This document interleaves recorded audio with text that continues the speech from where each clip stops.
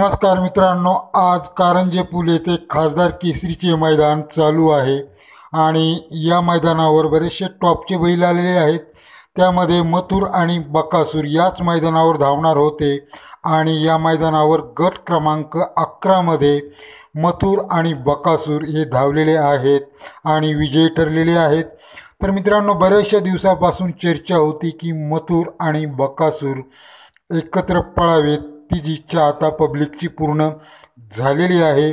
मागील व्हिडिओमध्ये आपणास मी सांगितले सुद्धा होते की नक्कीच या 26 तारखेच्या मैदानावर बकासूर आणि मथुर एकत्र धावणार आहेत। तर या मैदानावर धावलेले आहेत। पाहूया शेमीला विजय होतात का आणि फायनलला कितवा नंबर घेत आहेत। धन्यवाद। भेटूया पुढील व्हिडिओमध्ये। अशाच नवीन अपडेटसाठी चॅनलला सबस्क्राईब करा, लाईक करा। नमस्कार, धन्यवाद।